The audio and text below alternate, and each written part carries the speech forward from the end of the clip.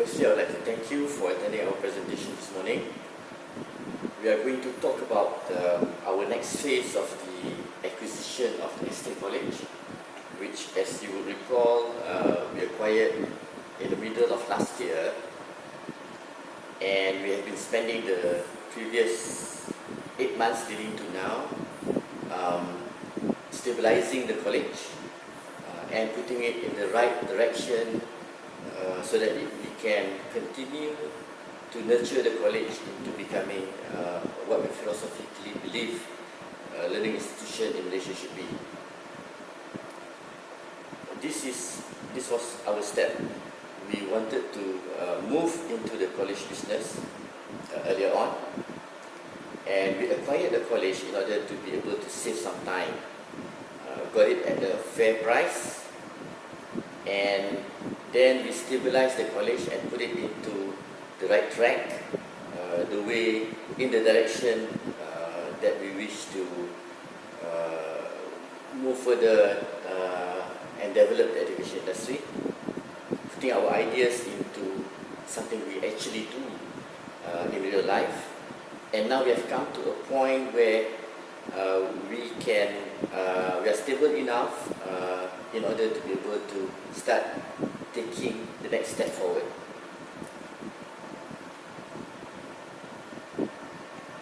There's plenty of slides here. I'm going to just jump over most of the slides. I'm just going to focus on a few important slides.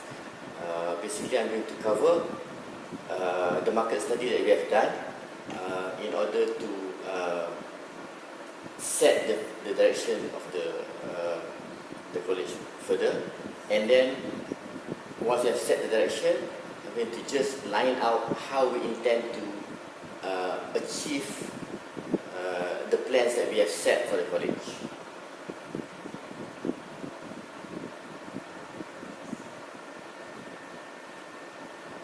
So this is where we are right now. As a college, we are not able to offer our own degrees. We can only offer our own diplomas. So we have teamed up with a few other universities and we have franchised their degrees. This allows us at this juncture to offer a few degrees, a pretty rich palette of offerings for our students. Here are the programs that we are having right now. In particular, we have this Bachelor of Business program, which is quite saleable in the market. And this is the campus that we have moved into after we purchased the college. It's more vibrant, it's more colorful, and it's more lively compared to the previous premise that we had. We want to have this mindset in our students where they come into our college every day and they feel very positive about themselves and about their learning process. And we want to thank our staffs as well, especially our lecturers, who have played their role in the activities that we have carried out almost every day in our college, where we try to establish an environment where students come to our college and they feel that they are part of a friendly community, not only among students but also students and lecturers. So we have lecturers playing futsal and lecturers playing ping pong every day with the students, having lunch or breakfast together with the students, discussing a lot of things, life apart from studies. So there is some adjustment that has to be made there in order to bring the close contact between students and lecturers. But with the help of our staff, we've managed to be able to achieve this quite well, I feel myself. This is our new campus. This is the Sheraton Hotel in Kuala Lumpur, and we have moved from this small suburban town to Kuala Lumpur into this particular premise, where we felt that our students will feel proud to tell their friends that I'm studying here, and they feel positive about this next step that they're taking moving forward in their life and their career.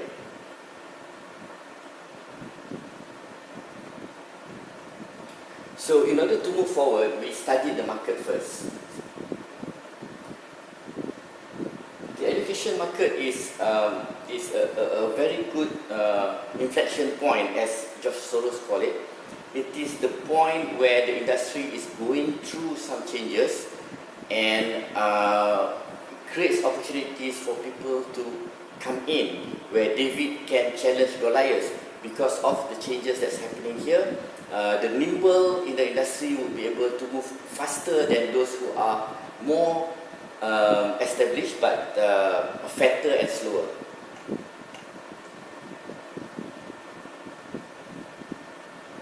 So there are a lot of new trends emerging in the industry. I'm going to skip this slide. I'm going to focus on the more important ones. Now, this is one important one. In Malaysia, 40% of the students rely on private institutions to provide their education. This is different from the United Kingdom, for example. In UK, only 3% of the students rely on private institutions. Now in US, the figure goes up to 25%, it's 23.4%. But in Malaysia, a full 40% of the student population relies on private education. This translates to about 200,000 students a year in a population of 30 million. 200,000 students a year rely on private education.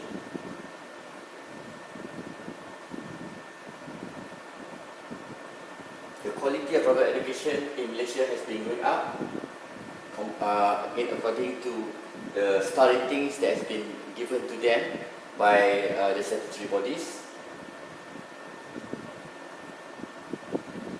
However, private institutions in Malaysia are suffering financially. 55% of them are suffering losses before tax. 55%, that's more than half of the private institutions in Malaysia are suffering losses before tax. And 40% of them are considered to be insolvent. The figure has risen from 2013 to 2016, from 25% to 40% of the institutions that's considered insolvent, because their current liabilities now exceed their current assets. And 64% of all private institutions in Malaysia actually have negative assets on their balance sheet.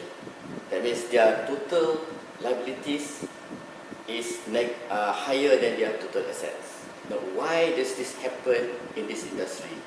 One particular point is that we have been focusing too much on building infrastructure, putting capital expenditure into infrastructure, creating buildings and facilities that does not commensurate with the kind of fees that we can charge to the students, and taking into account the kind of overheads that the college has to suffer in terms of bringing quality education to their students.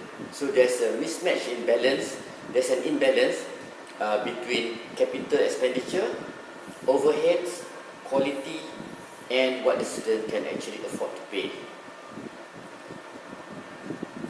Now, the same thing is happening in the US. Most of the universities and colleges are also not doing very well. They have been facing a very stagnant market over here in terms of recruitment. However, a handful of colleges and universities are actually growing at a phenomenal pace. This is shown by these lines over here. Okay. You can see that there was a small gap initially, but the gap has been growing and growing and growing. Hence, so some of these universities are taking in 90,000 students per intake, while some of the other universities that did not change with the times still continue at the same old pace. What is the difference between those that is making it and those that are not making it? Those colleges that are making it focus intensely on building online education, and they emphasize on training working adults as opposed to school leavers. They embrace the concept that students now come into colleges in order to pick up certifications or professional certificates, short programs, nano degrees, micro learning. The market is in there, the growth market is in these sectors rather than in the old sector of providing degrees and diplomas stretched over 4 years, 5 years, 10 years.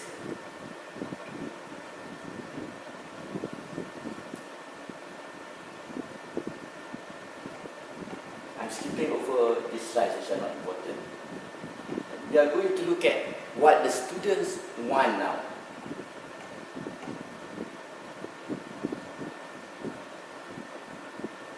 Just now was the macro picture, the big picture, and now the micro picture. When we come into the mindsets of the millennials, those who we think will make up the big part of our students, we find that they want to be able to work in more developed countries.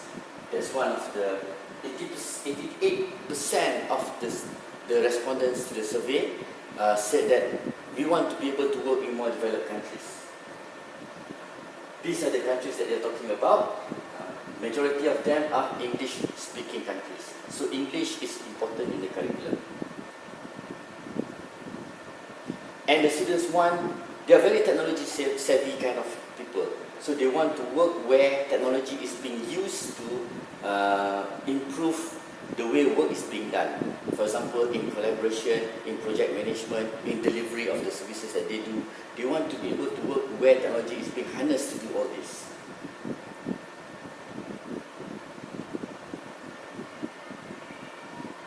And the most important part of all is that the millennials learn better in a gamification environment. So we want to create gamification opportunities in our learning process. We want to have more project-based training where students perform projects in order to learn certain concepts. We want to be able to put our students in the workplace while they are working. It's not just limited to internships, but we are also going to establish a business center where we're going to help our students run their own businesses, online businesses, or it can be a flea market, for example, where they go twice a week to sell shoes or clothes or food, and they will learn accountancy, and they will learn management, they will learn marketing in the process of doing those kind of things. We also want to create teams amongst our students, competing teams among each other, where they compete against each other, and we relate back what they are doing to the theory that they are learning in the classroom. So we have students who want to work in more developed countries, and part of the learning process that we do is we prepare them to work in developed countries. That includes 50% of our students are actually coming from other countries, from the North Africa and Middle East countries. We have some from the China and those Eastern countries. And we also have a lot from Malaysia as well as Indonesia. So, by having this intercultural environment where our students work together, study together, they learn to mix in a more metropolitan setting, metropolitan setting, where you have a diversity of cultures working together in order to achieve certain goals. And of course, English is important, so we stress on English in our college. Technology skills are important.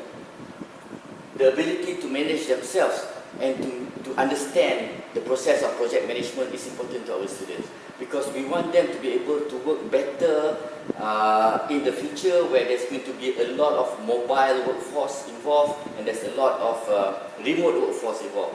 So you might be working for a project that's somewhere across the other side of the world.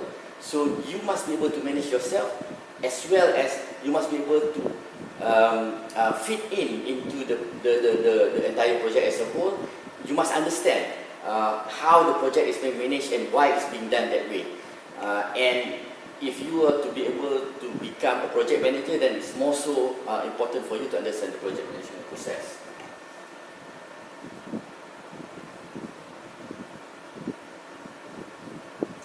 This is important. We want to know our student individually. We want to be able to customize the learning experience for each and every one of our students. So the first thing that our students do when they come to our college is they take a personality test. And we determine what are their tendencies and their strengths as well as their weaknesses, the way they think through this personality test. Then, upon registering to our college, we ask them to prepare their resume as they see themselves when they are exiting the college. So for example, if they are taking a 4-year degree course, we ask them to come in here at the point of coming in to say, now by the time I finish my 4 years here, I'm going to have all these things on my resume. Okay? So they have a planned resume, and then we want to monitor them on a regular basis, have constant dialogue with the students, compare their progress with the planned resume that they have written, and try to help them to achieve what they have written on the resume.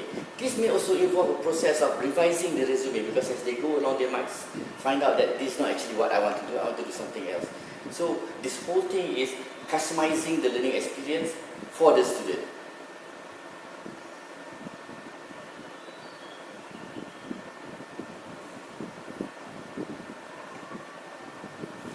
Moving forward, when we purchased Esteem College, we already had ELICOS, which is a language center, and we also have an international school, as well as a place where we conduct short-term courses for professionals. So now, at this juncture, since we have already stabilized Esteem College, we would be able to move forward, consolidate all these entities into a single university college. A university college is different from a college in Malaysia, in the sense that a university college is able to issue its own degree with accreditations. As opposed to the way we are right now, we are franchising the degrees from other people. So we are not able to exercise the creativity that we have in ourselves in order to produce the kind of, to put in contents into the degree that we want to put in, the modern contents, the type of things that we think the future will be looking for in the workforce, as well as the way that we impart this content to the students. All these are regulated by the contract that we sign with the universities who franchise those programs to us. But by being our own university college, we will be able to design these courses ourselves, we'll be able to design the delivery method ourselves as well. This is very important to us because we have certain visions about how education is supposed to be done in the modern society, and we want to be able to implement that in real life, not just talk, but to do it ourselves. So this is our plan. By September this year, we are working towards this goal right now. By September this year, we intend to achieve the University College recognition, license from the government. And we are going to give our lecturers and our staff 1 year to prepare for the changes in the syllabus contents, as well as the way we are going to teach our students, including the incorporation of a heavy dose of e-learning, for example, into our curriculum. So we're going to give our staff 1 year to prepare themselves for that. So our first intake, according to these new programs, will take place in September 2020. And we are not going to change everything in one go. We are going to take 3 years to change things gradually. So we plan to be fully operational on our own concept and our own philosophies by September 2022.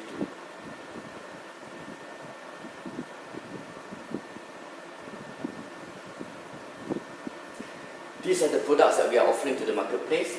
Very important here is the certification programs, where we are going to conduct very short-term courses for people to come in and study maybe from 3 months to 6 months duration, and they get certain professional certificates that says that, look, this guy has attempted to learn these new things, and they have achieved certain passing marks, and they have done certain assignments in that program. within these 3 months to 6 months, and they can go back to their employers and say, look, I've tried to improve myself, now give me a chance.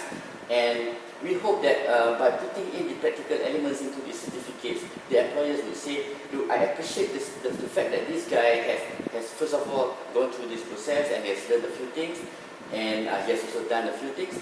And gradually, the employers will also appreciate the fact that enough to give more pay appreciative tokens to the student for the bigger achievement that they will be able to make with the training that we provide them under the certificate program.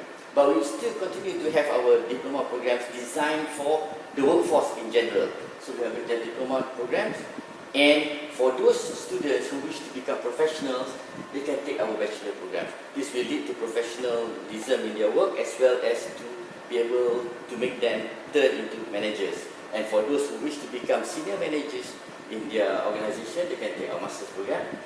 But we are very excited about our PhD programs that we intend to use to be able to produce industry leaders. So becoming thought leaders in their industries, for example, challenge the status quo, moving forward at a faster pace. These programs will be in our PhD program.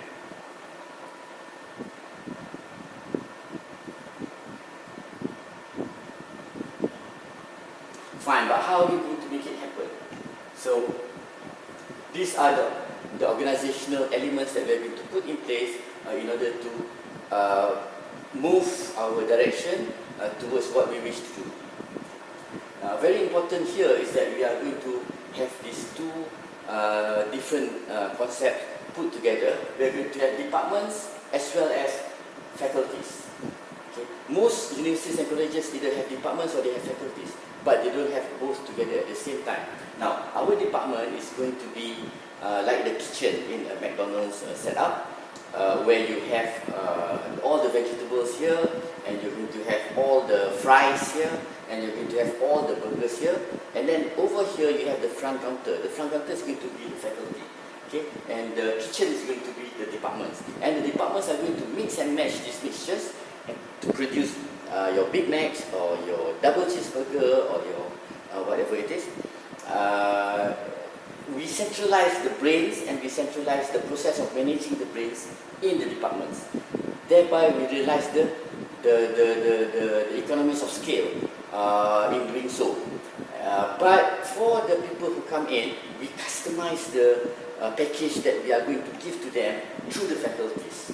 Okay, this is going to be the front counter where you can ask for a customized meal, and those people will go through the process of telling the brain center, look, this student want to have this kind of training, and the brain center will mix and match the appropriate ingredients and produce that sort of thing.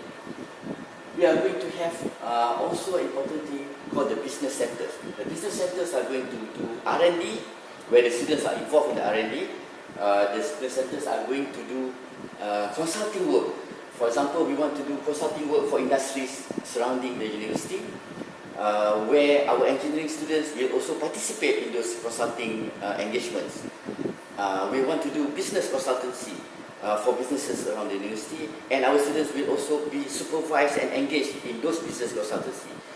We also want to have a publication center inside here, inside the business center, where we produce magazines or we publish websites for the consumption of the general public, not just for the consumption of the students themselves, not just for our own internal consumption, but for the general public.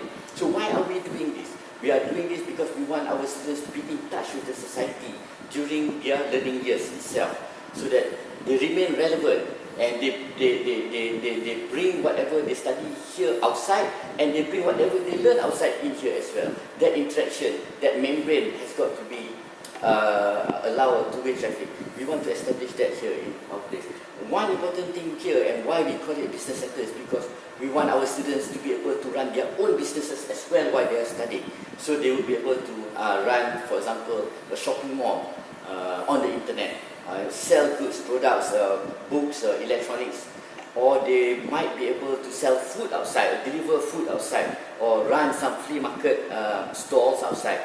And they bring whatever they are learning in the classroom to the management of these business entities that they're doing out there, the marketing side, the management side, the bookkeeping and accounting side, the financing side, for example. Maybe HR as well. How do you manage your friends when you're doing this? People with different kind of behaviors and different kind of profiles.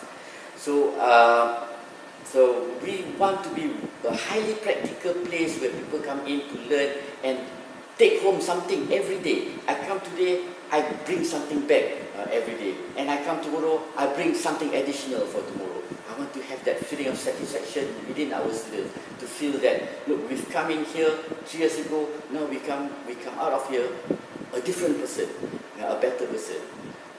We've got many more slides in this deck. I will share all the slides with you, but for the sake of brevity, I will end now. Thank you very much.